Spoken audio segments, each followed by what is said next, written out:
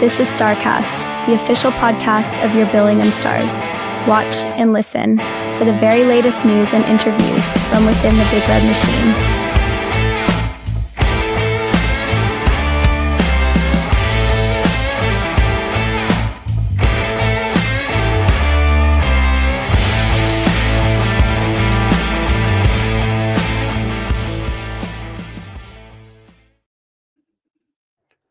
Hello, have you missed us? We are back. It is Starcast from your Billingham Town Council sponsored Billingham Stars. Carol and John are here to talk about all things Billingham Stars over the last couple of weeks. Since we couldn't get a show together last week it was mainly my fault. But yeah, so Carol joins us from her retreat somewhere between Hartlepool and Redcar, and John is with us as usual. How are we both doing this evening? Yeah, good. Finally recovered after the playoff weekends. Good. Yes, a lot of emotion. That's probably I think the liquid emotion as well. But yeah, plenty to talk about. We've got the Steel City Showdown and the national finals, and then just a general review. Not a review of the season, but just talk about how things have been for 24-25 for the Billingham Stars. So when we last left you, we had our Steel City Showdown preview, and first up for the Billingham Stars was a game against the Blackburn Hawks, which was the North 1 playoff final, and it finished a 6-3 win for the Billingham Stars, avenging last year's playoff defeat. Goals for the Billingham Stars: Ian Brown, Conor McNulty, James Moss, James Helens, Rollins Grittans, and Callum Wilkinson. And for the Blackburn Hawks, Andy McKinney, and 2 for Adam Barnes. Jacob Hammond had the start in net. Ben Keddy for the Hawks. Carol, do you want to start us off from your Redcar retreat? My sunny Redcar retreat. Well, somewhere between. We don't want to give you a location away, but somewhere between Hartlepool and Redcar, we'll say. We talked about it. Vengeance wasn't the main objective from the Stars, but obviously it was on people's minds, and a fantastic performance from everybody, pretty much from the get go on that Saturday afternoon as it was. Yeah, I mean, I'm sorry thinking that's less than 2 weeks ago, and it feels like months ago because so much has happened in the last few weeks. Saturday for me was the nervous one, just because it's the Hawks. You want to win that game. Yeah, I was always going to be less bothered about the Sunday. Obviously we did make it through, but at the time didn't know that. Saturday was the nervous one. But in all honesty, after the first period was pretty even, and I thought both teams, were giving it everything. But the second period, we scored those 2 really early goals, and after that, I don't think Blackburn were in it at all. I know I've seen all sorts of nonsense from them about goals that weren't given that could have changed the game. I'm sorry, I don't agree. I think even on Planet Lomax, if you've given those goals, I still don't think Blackburn have a chance of winning that game. We were in full control. Looked like we could step up another gear at any time. And as has been the case for a few games this season, in the third period, I think we all felt quite comfortable, to be quite honest. Yeah. So it was a seesaw first period, like you say, it ended 3-2 Billingham after 20. And then Jam with a power play goal early in the second, and then Rowley with his goal, making a 5-2. And that gap, John, as Carol says, it made it comfortable from there on in. Yeah, I mean, it was a weird feeling for me all game, to be honest. I was quite comfortable from the puck drop. I know how good we are. I've seen how good we are, and I'm probably starting to believe the mantra that was coming out in the dressing room, that they know what they're doing. They've got everything under control, and they're not really feeling the pressure when the pressure's on. And from that game, I got that. I think the first period, although it was a bit end to end, I think we dominated the puck as we do. I think we had quite a few scoring chances. Conor McNulty with an absolute worldie of a goal that needs to be mentioned. It was absolutely outrageous. But yeah, from that 2 goal, I think quick 2 goals in the start of the second, they showed their shoulders dropped and they didn't really know what to do next or how to come back at us, because I think they knew that we were playing within ourselves to a point. I think if they stepped it up, we knew they knew we'd step it up. And then for the third period, it was just utter domination. And I don't even think the Hawks tried, to be honest. I think the towel was well and truly thrown in. You could give them all the kicked off nets and goals that they want. We were always going to reply. Yeah, I mean that third period looks like a professional kind of lockdown job. It was low event, low shots until the few penalties towards the end, and then Mr. Power Play Callum Wilkinson made it 6-2 late on. So it was a case of, was it just shutting it down, Carol, and obviously 5-2 at the time. There was no way the Hawks were going to come back into that one. Yeah, it felt really comfortable even in the stands. It never felt out of our control. We were treated to a bit of a temper tantrum on the bench. Obviously, that was quite fun. But I think that was pure frustration on the part of the Hawks, because I think they knew probably from midway through the second period that it wasn't going to be their day. And I think increasingly those tempers just got more and more frayed. And obviously they boiled over at one point. The orange juice went flying. It felt very much to me like it was just pure frustration that they've not won anything this season. And I know they've tried to big up on a couple of interviews about how this year's been real progress for them, but the reality is they won 2 trophies last season and they've won nothing this season, and that for me isn't progress. So it kind of felt to me that the frustration was coming out that they hadn't managed to get any silverware this year, and now they've got to kind of start again and try to put something together to get past us next season. Yeah. And for us, John, at the end of celebrations, obviously after last year, the penalty shot defeat, but the lads, as we've said before, hashtag this year is different, and they proved it again. Another trophy and another trophy for El Capitan, and the celebrations in front of the huge block of Stars fans, and show what it meant to everybody.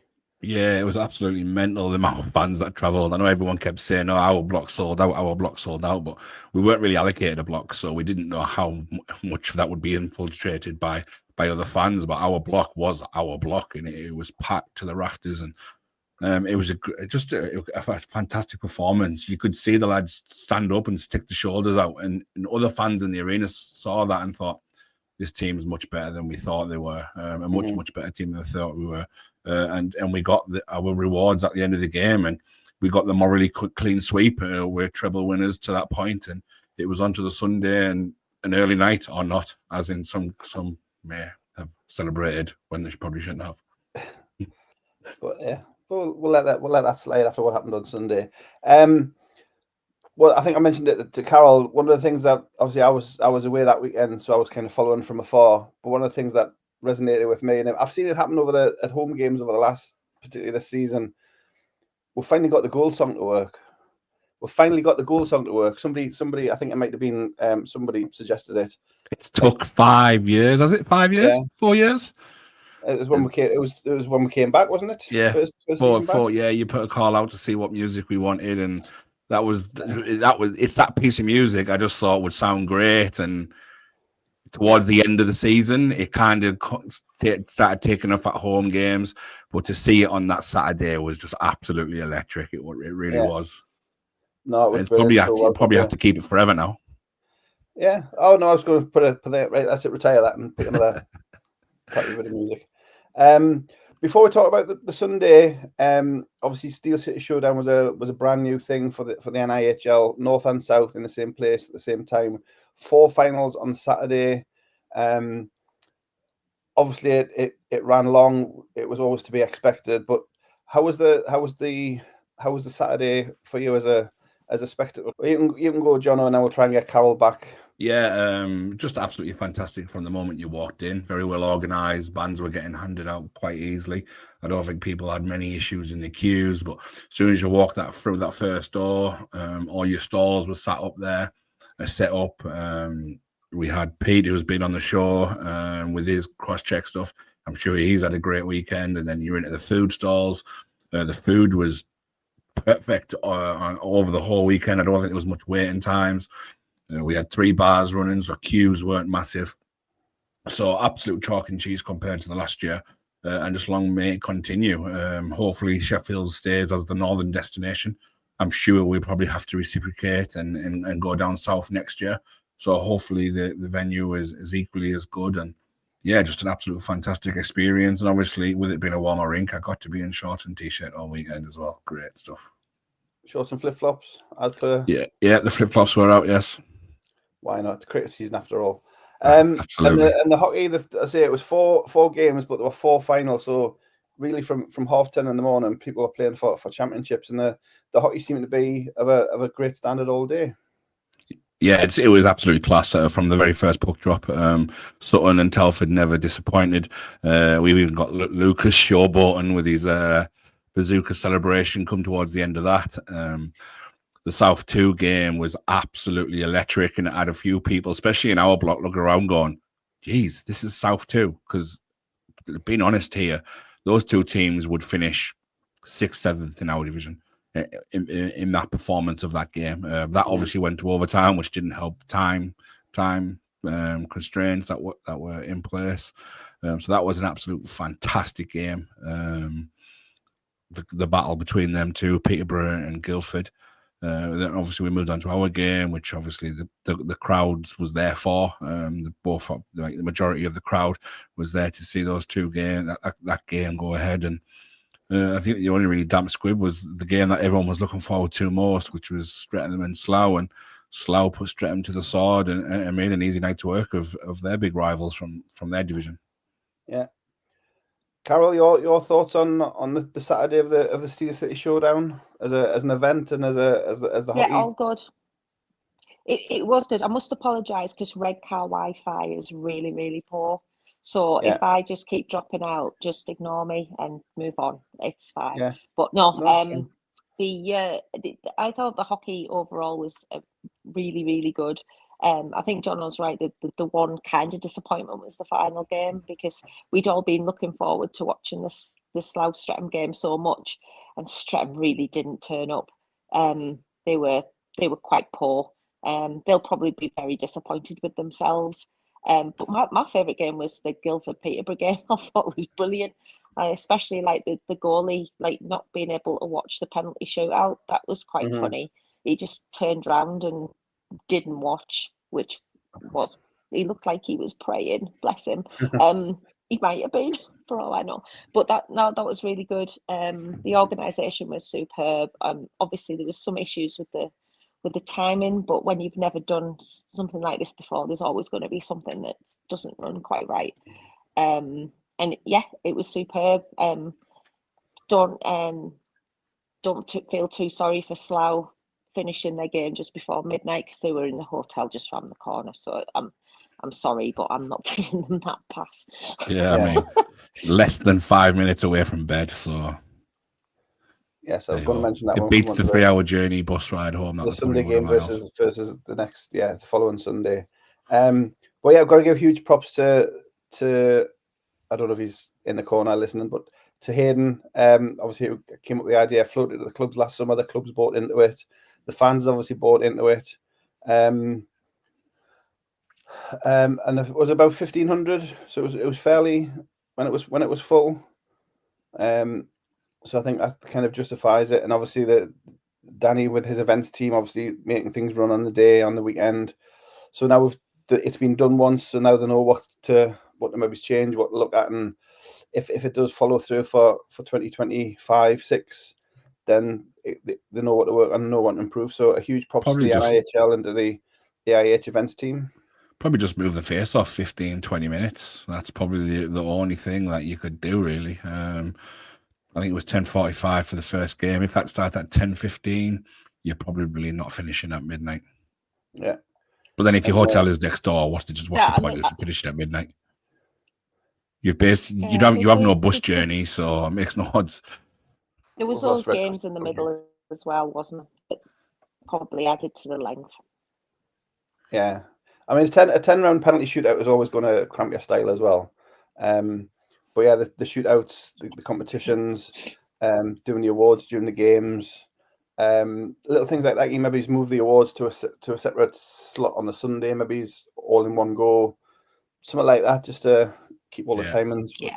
But I say, you can still do the penalty shot thing. Maybe you just change it up slightly, and you take it outside, or you take it, I don't know, under the concourse, and maybe have some sort of shooting cage, and do something that's difficult to achieve there. But maybe just leave the on-ice stuff to the games. But who knows? I'm sure they'll have all these ideas ready and round to go for next year, and to bring them all up at the meeting. Yeah, IHL and the events team, huge props to them, getting it off the ground and getting it through and making the event happen. So very well done to them. Which brings us to the Sunday of the Steel City Showdown and the first ever national playoff championships. So for the South, it was Peterborough and it was Telford, and for the North, obviously, Billingham and Slough. The first game, do you want the Division 2 game? Obviously played rush keeper and no nets and just scoring goals for fun. Why defend when you cannot defend?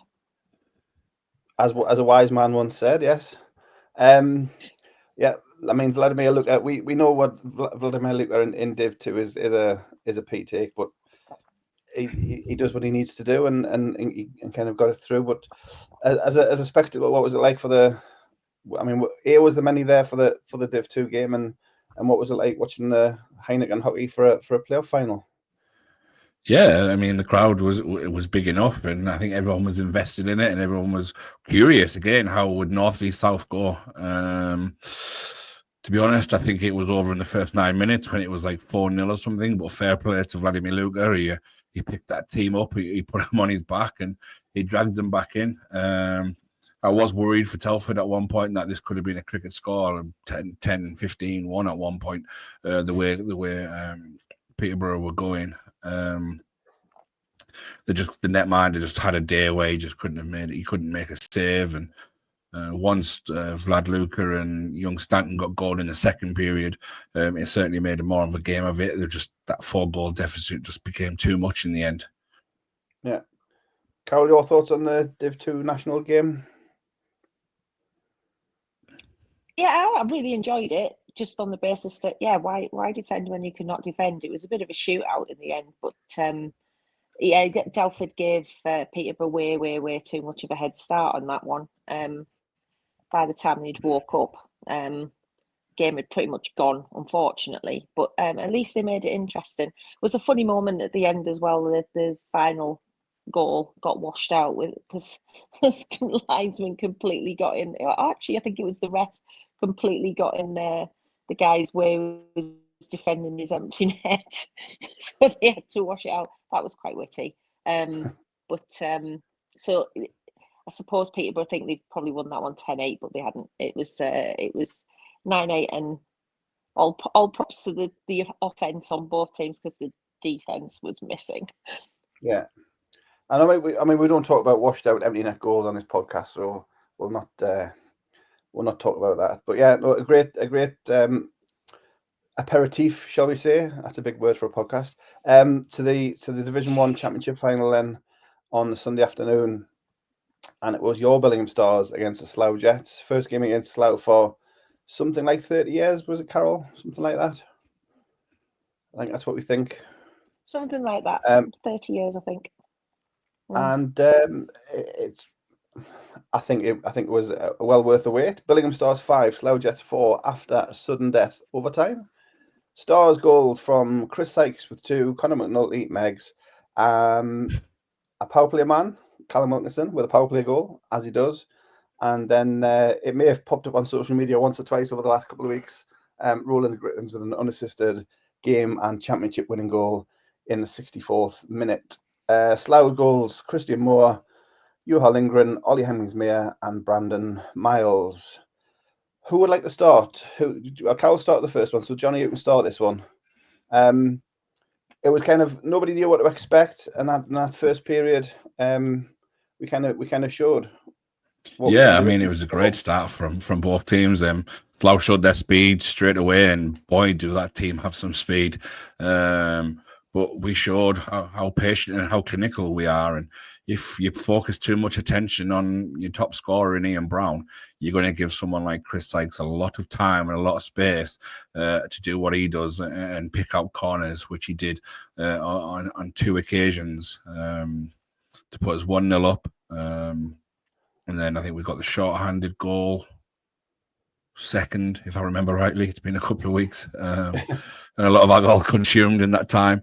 And then that short-handed goal made it for 14:08, Sykes on the power play. Then what we didn't mention is Jacob came out of the game with an injury, and Mark Turnbull went in. And being the nice team that we are, we immediately conceded a penalty shot just to get him warmed up. So Mark's first save was on a penalty shot, saved the penalty shot. Slough equalised, and then Sykes with a short-handed goal, 25-47, and then Conor McNulty, #Megs, and that was 3-1 halfway through the game. Yeah, I mean, I think like Sykes and Elder created that short-handed goal with great work rate, and I think it was at that point they probably thought that they were in a game. That if you give this team half a chance, and we will take it, and I think that leads to how they did in overtime as well. But special mention again to Conor McNulty to have 2 highlight reel goals in 2 finals over the weekend. I can't decide which one was better, but for all the effects and for all the drama, I think that's the second one where he picks it up on his own blue line. He megs their defenseman on their blue line and then takes it so close in and goes top shelf. It was just something very special, and he's a very talented player. And I think that 3-1 is probably when I thought I was getting invested in the game. For me as a fan, I thought came for what we got. We got what we came for. We're the best team in the morally. Anything else is a bonus on top of that. So I was quite happy just to watch a good game on Sunday, and then 3-1 up, and now I'm invested. Now I'm thinking we're going to win this, and it's going to be a fantastic moment. And then right towards the end of the second, maybe 20, 30 seconds left, maybe a minute, they make it 3-2, and I think that was a bit of a kick in the knackers as one for us. I think it hurt us, that one. They may not say it did anything and it not changed anything, but I think it dented our confidence a little bit and certainly spruced them up for the third period, because they came out flying in that third period. And 2 quickish goals from them, but they gassed quite early in the third period. Every period they were gassing with 5-6 minutes to go. Third period, it was like 10-15 minutes, and they looked like they were done. They looked like they were shot. And we just piled on the pressure and got a late-ish equaliser ourselves, 4 or 5 minutes left, and off to overtime we went. And a weird performance from Slough in overtime. I really worried about us in overtime because of their speed.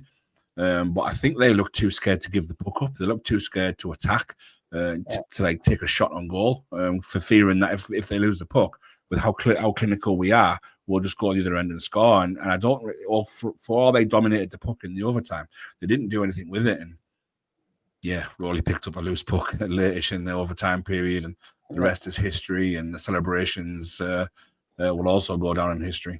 We'll come to Rowley in a minute. Carol, you can kind of take us. So as John says, 3-1 up, just after halfway through.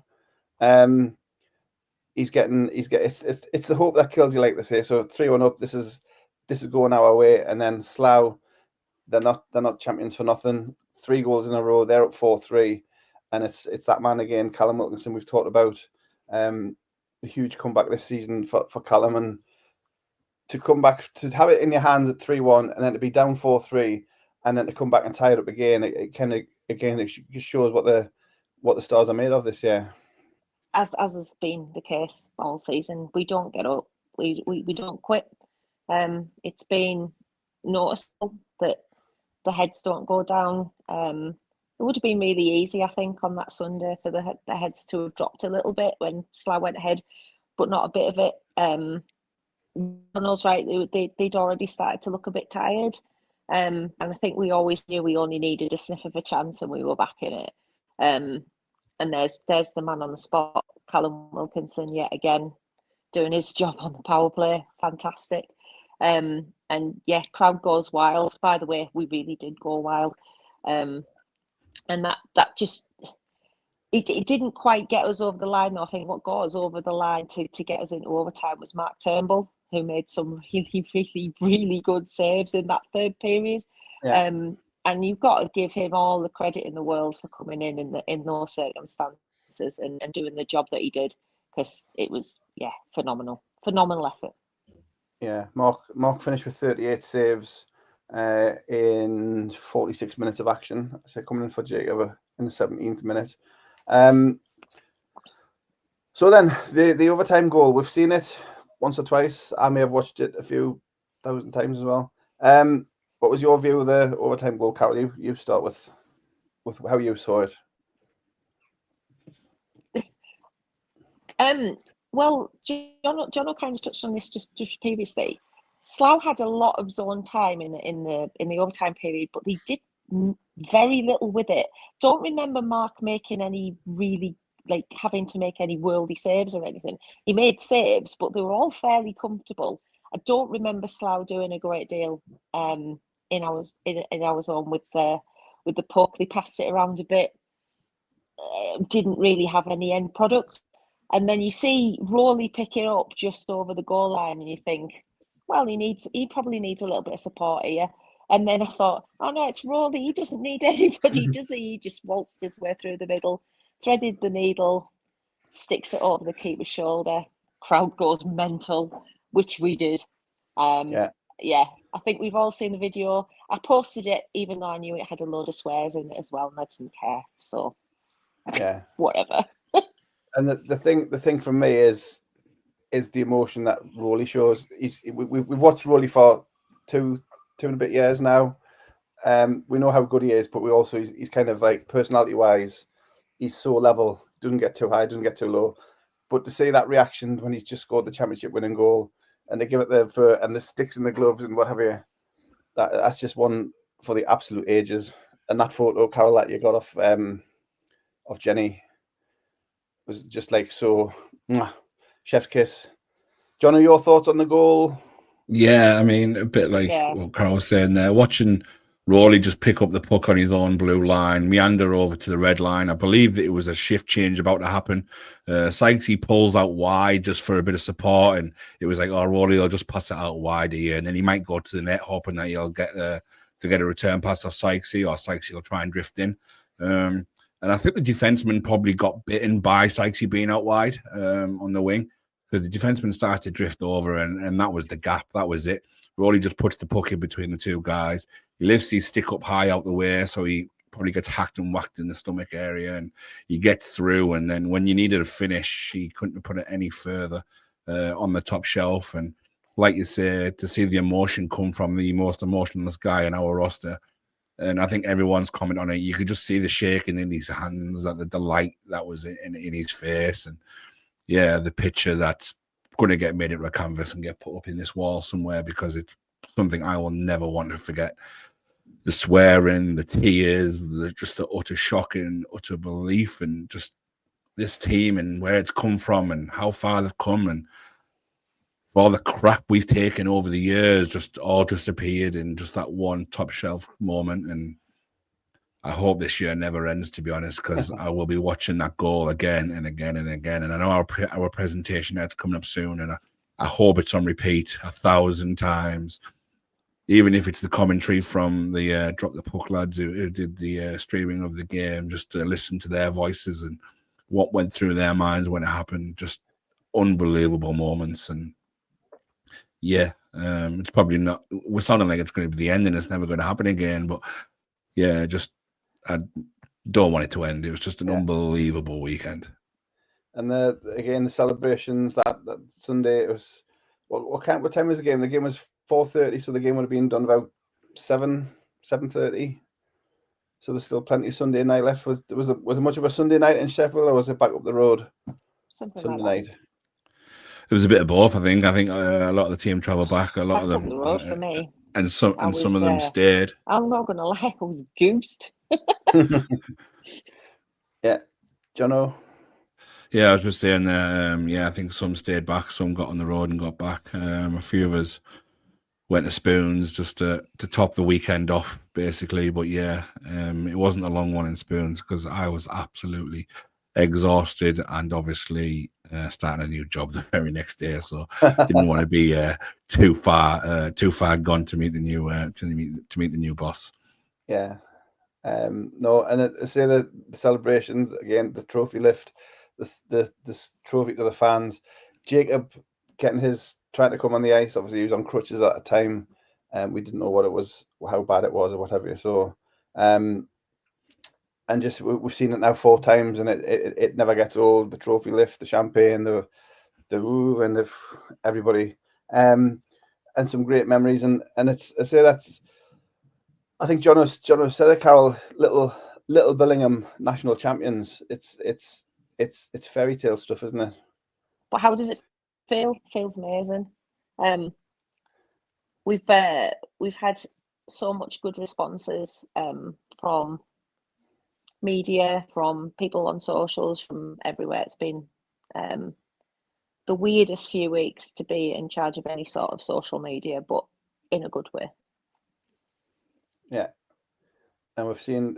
I mean, Mike had his latest appointment with Radio Tees. You got another one this week to talk about the season as a whole with Foz. But Radio Tees are on board. We've just been on, as we record this, we've just been on BBC Look North, and like 2-3 minute montage and interviews with people talking about the season. So it's annoying. We've had this discussion before, Carol, trying to get the media interest, and when you finally do get the media interest, it's the end of the season, so you've got to wait till September again. But to get that, like you say, the social media, you mentioned your Facebook in particular was like 500,000 impressions, and it's just numbers that just kind of completely blow your mind. Silly numbers, absolute telephone numbers. I had a period on the Sunday night after the Slough game where I didn't check my phone for 20 minutes. And when I did check my phone, I had something like 250 notifications in the 20 minutes that I hadn't looked at my phone. And I was, This is ridiculous. It's just scary numbers. Yeah. And I say the challenge is to kind of keep that interest going, as we'll try and do. John, any final thoughts on the Steel City Showdown, and before we move on to the final game of the long season? Just an absolute fantastic weekend, start to finish. I knew it was going to be a great weekend, just with it being 6 finals. They all didn't disappoint. They all gave something in the way. Even the Streatham Slough one, even Ryan Watt gave us a bit of what he's all about down in the south when he went and took on Brandon Miles in a fight to try and get his team going. So the fans were treating to a bit of rough stuff as well, even though the scoreline suggested Streatham blew away. But yeah, every game had something, and absolutely well done. Don't know if I should say on here, but I was up Friday night with our chief referee until 3 o'clock in the morning, having a great chat with him, and he's been on the pod, and we had a great chat. And I have an absolute huge found new respect for officiating and everything they do, and just they had a great weekend as well, and that's great to see. Mm-hmm. Yeah, the stripes were obviously it's.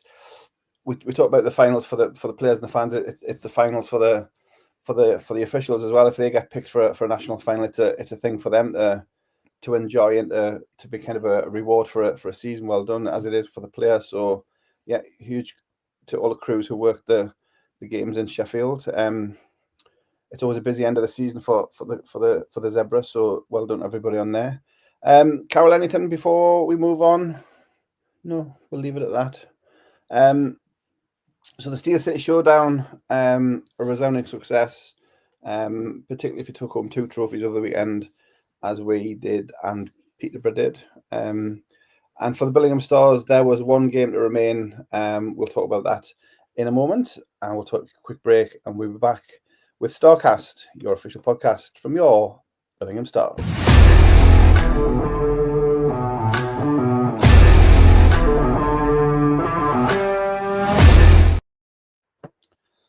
Welcome back to Starcast, and for the Billingham Stars, the final game of a momentous season was just last weekend at the Coventry Sky Dome, 12 noon face-off, and it was a rematch against the Slough Jets. This for the Division 1 League champions of the North and South playing each other, as we did last year against the Stretton Redhawks.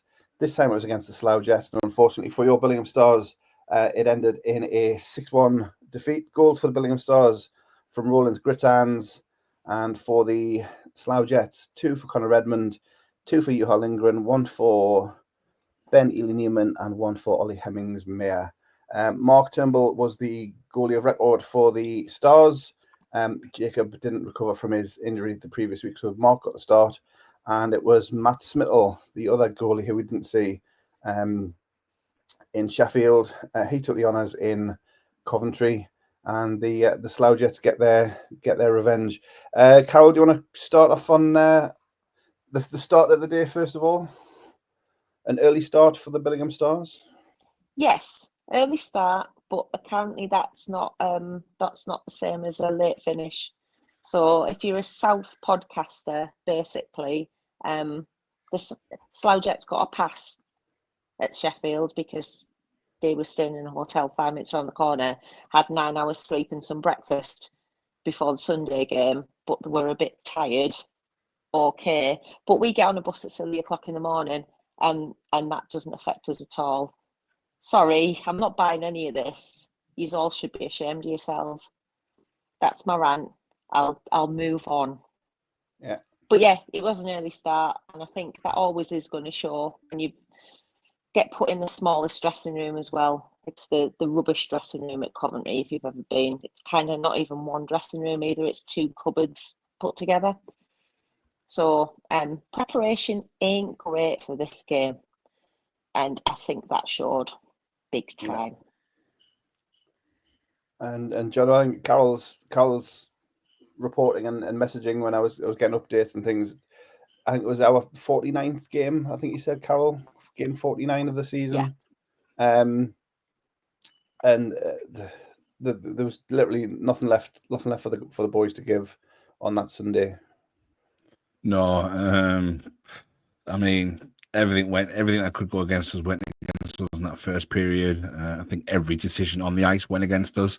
I think I had it relayed back to us that even the puck got out of the glass for a delayed game was incorrect. But decisions aside, the lads were done. They were cooked. You could see they were.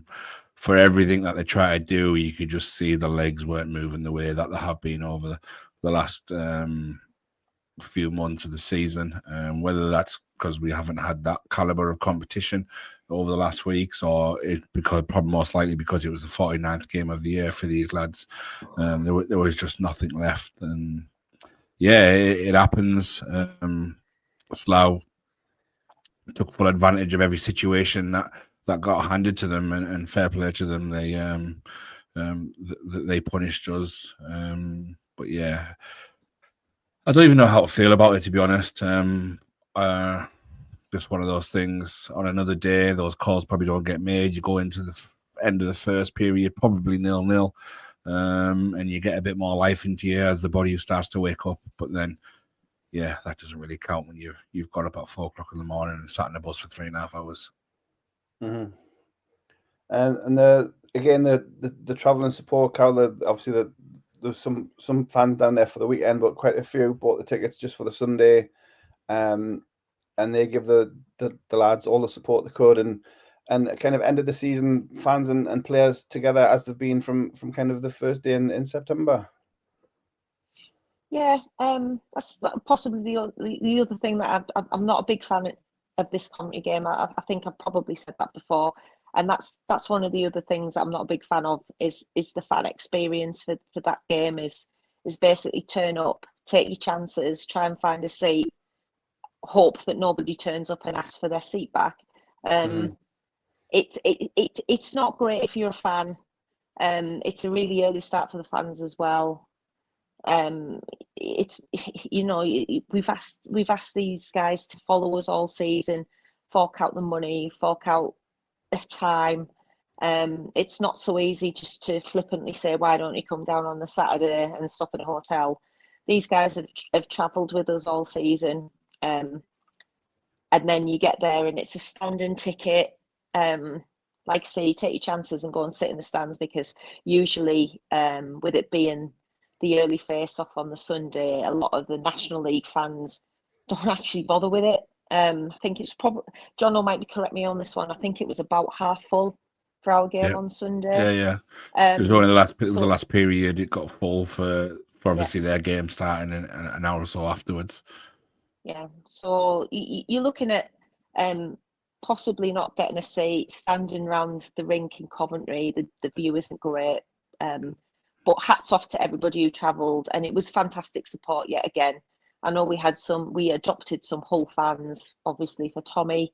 Streatham fans. Some Streatham fans who provided us with a massive flag, which was the biggest flag I've ever seen in my life, by the way. Yeah. Huge flag. So props to Streatham for that. Barry at Streatham, thank you very much. And we did have a few Leeds fans, but schizophrenically, I think some Leeds fans were actually cheering for Slough, which I didn't get. But it was as a fan, not the best experience, but what can you say? Fabulous effort to everybody who travelled, and I'm sure the lads really appreciated it. Yeah. And it would be chillish not to talk about Slough, obviously. Like I say, the two games over the 2 weekends, it's been said numerous times, fast, skillful, probably the best skating team we may have faced this season. I personally am a huge fan of what Lucas Smittle's doing down there with his young team and kind of bringing them through and trying to do things the right way. So hats off to him, and chillish not to give them the huge props for their good season. Obviously, they've won the league, they won their divisional playoffs, and then they won the league decider as well. So they've done well, and well done to the Slough Jets, Jono. Absolutely, yeah. And since we got 4 trophies and they only got 3, it makes us slightly better than them, so we can have the national glory. But yeah, they're a great side. I mean, I think as soon as we saw them against Streatham, everyone sat back and looked at each of the and were amazed at how fast this team is. They are so fast. Not as clinical as probably as we are, but they just come after you, and they're so young as well. They can just keep coming after you, and they use that speed to get around the back of you. And I would say a very bright future for that organisation. But with the team changes down there and a new team coming, well, not an old team coming back, players are going to be thinly spread out, and they may end up losing a couple of those stars, and they may have to do a bit of a reset themselves, because obviously Berkshire will want to improve with now Basingstoke back, and Romford have had their little bit of taste of success with making the cup final, so they'll want to improve. So it's going to be an interesting time down in the south, and there may just be a new top dog in the south coming next year, but it certainly will be very interesting. But they are a great side. And Matt Smittle, one of the best netminders I've seen, although he doesn't really like much pressure on him. The helmet comes off quite easy. He's still probably one of the best netminders I've seen in a long time at our level. Yeah. No, he's been playing a while. Obviously, he came through as a junior, and the fact that he's like 17 foot tall probably helps a bit. But yeah, no, they're a good team, and I say it'd be interesting to see, as John alludes, the national division. They're getting Basingstoke back. They're going up to 4 imports instead of 3. So there's a whole new raft of British player slots needed and things like that. So we'll see what happens down in the south, in particular with Basingstoke coming back. Carol's come back, and it looks like she's gone again. This coastal Wi-Fi in Teesside isn't very good by the looks of it. No, she's gone again. We'll try and get Carol back. We're just going to finally wrap up with just a little thought about the season, really. And I know John mentioned we've got a presentation night coming up where we're going to recognise all the players, and again, of their achievements. The league trophies will be there, all of the competitions that we've won. We might even include the Whitley Bay Tyne Tees Christmas Cracker Trophy. Show the Rolly goal another 1,000 times. If we can, yes, why not? It'll not hurt.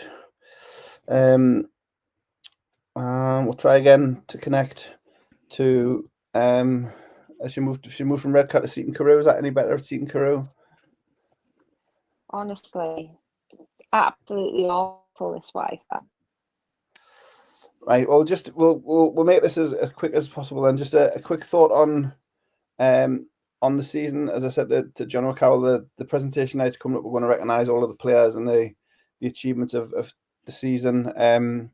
What's your takeaway from season 24-25 for your multiple champion Billingham Stars? Best season I've seen ever. And I've been watching hockey longer than I'm going to admit to, and it's been the best season I've ever seen. Yeah, in terms of the results of the performance, everything, whole, fan club experience. So the team, I've never seen a team this together. I've never seen a fan base this together. The experience and the journey has been phenomenal. I'm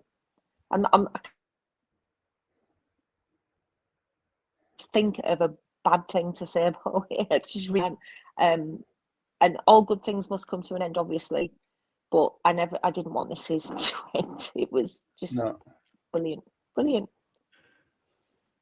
That sounds a fair summary. John, same to you. What's your thoughts on 24-25? Yeah, it's been an absolute incredible year off the ice and on the ice. Watching the fan base grow, mainly on away games, has been nothing short of impressive. And it used to be the same 10 faces you would see week in, week out, and then week after week, you'd be asking people stood next to you going, who's that? Who's that? Never seen them before. Who's that in a Star shirt? And it's just fantastic to see people you don't know at games. And yeah, you could take the 4 trophies away from us this year, and still we've had a fantastic season. The amount of goals that we've scored. We don't play dull hockey. We play great, attractive hockey. We don't know how to score bad goals. We're very entertainable and easy on the eye team to watch. Very, very fun to watch. And you stick in those 4 trophies, and playing the game that we played against Blackburn in the cup final was absolutely sensational. Beating Slough the way we did in the playoff final on the Sunday, winning with an overtime goal the way we did, absolutely sends shivers down your spine and the hair standing up on the back of your neck. Going to Solihull to win the league and winning in Solihull, just absolutely sensational moments. And we'll all be able to pick out moments throughout the year. And as Carl said, I just didn't want it to end.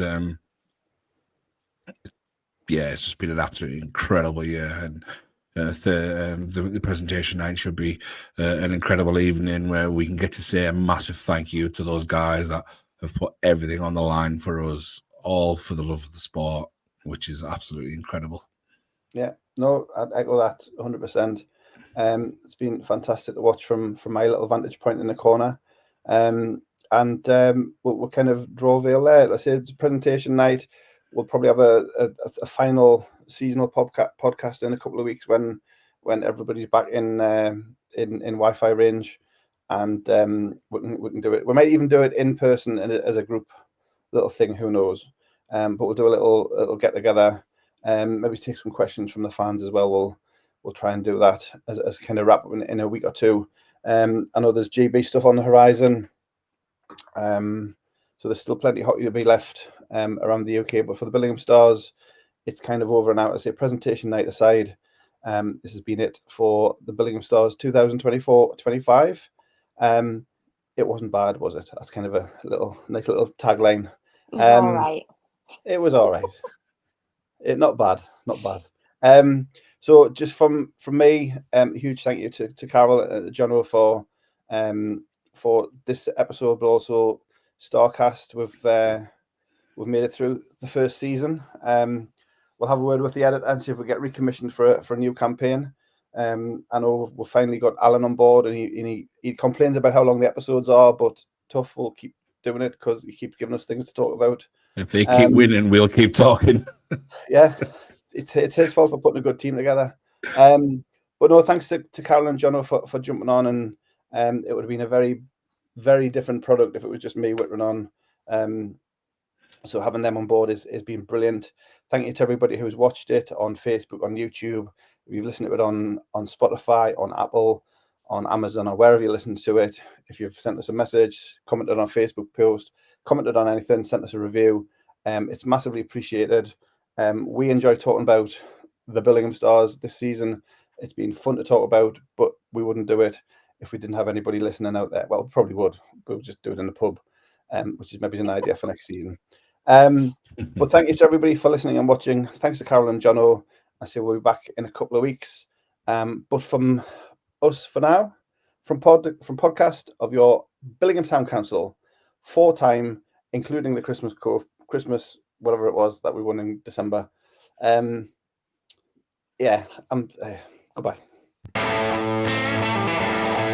Thank you for being part of this episode of Starcast, the official podcast of your Billingham Stars. Remember to like and share this episode, send a review when you can, and follow us on social media for the very latest news and to find out when the next Starcast will drop.